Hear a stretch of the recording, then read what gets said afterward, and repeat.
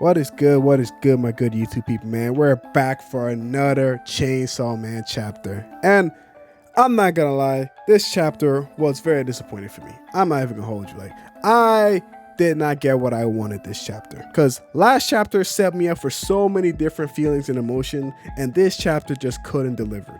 I felt blue balls. It was truly unfortunate. I honestly did not get what I wanted.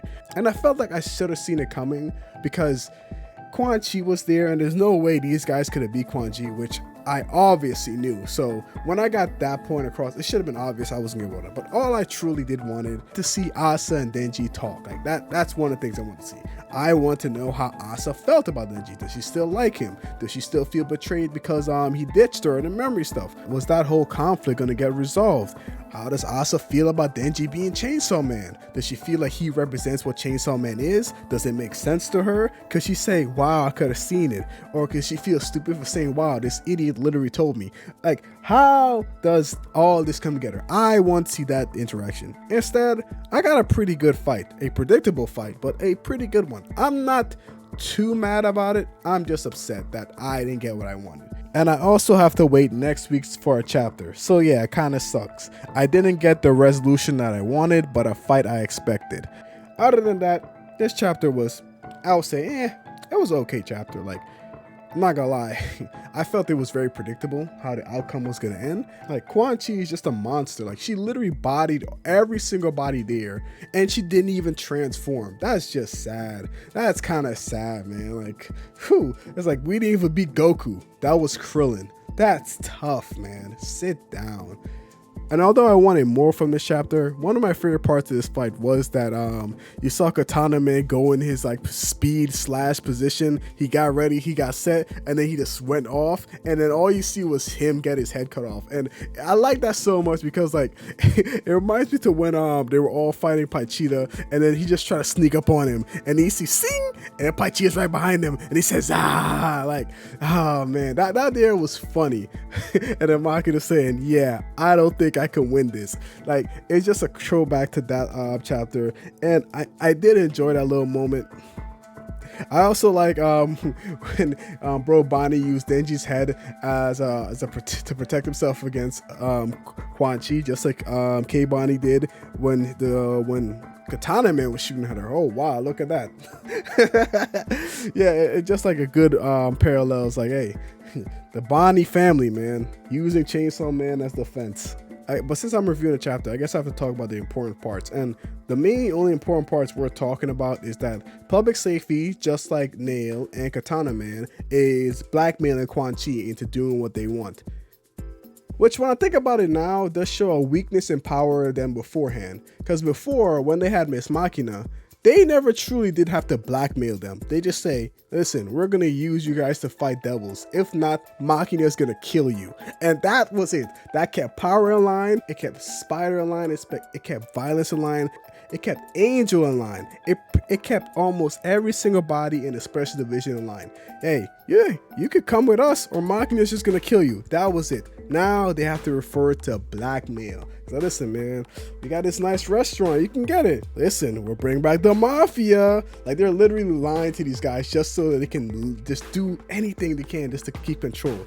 And it does show that public safety after losing Machina is a big blow to them, which makes me wonder, why don't they just kidnap Naita and just try to replace her or try to use Denji to get to Machina?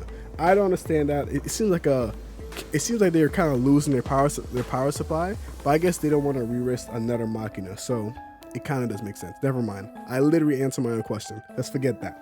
But on the topic of using blackmail of Quan Chi, they did have her former girlfriends, Quan Chi, man, the female harem queen, or will she be a king?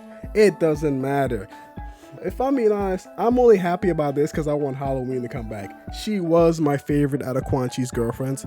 I did enjoy her the best. Halloween! It was, I can't wait till that gets animated. Oh man, I'm gonna have a field day. I just hope it doesn't get the barking stuff. That would be really annoying, but yeah, I can't wait till I get animated. And now on to the second most important thing. It goes on to the quote of Yoro asking Quan Chi, "Are you more strong than Chainsaw Man?" In which she quotes, "He's weaker than me, but he's more fearsome."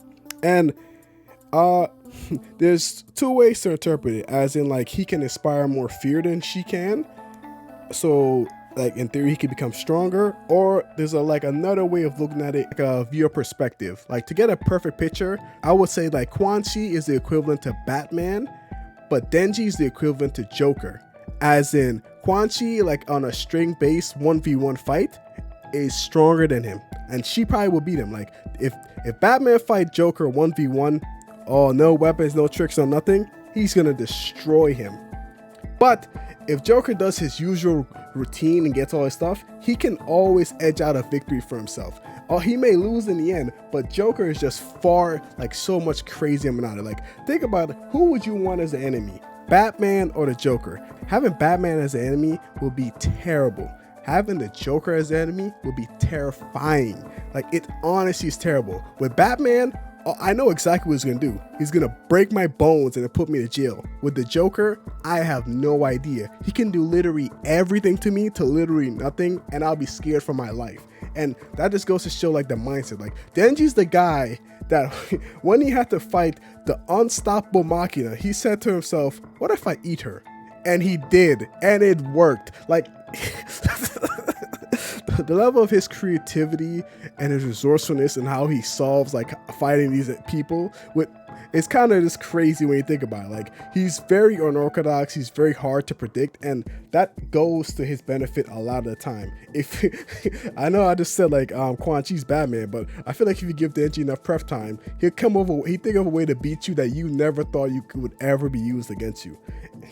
But that's really all I have to say for this chapter, guys. Like I said, I'm disappointed. I didn't get what I want. It was an okay chapter. I'm not too mad about it. I feel predictable. But what do you guys think? Did you enjoy it? Were you disappointed as me? Please leave a comment. Tell me, guys. Like and subscribe. It's been B3, and stay animated.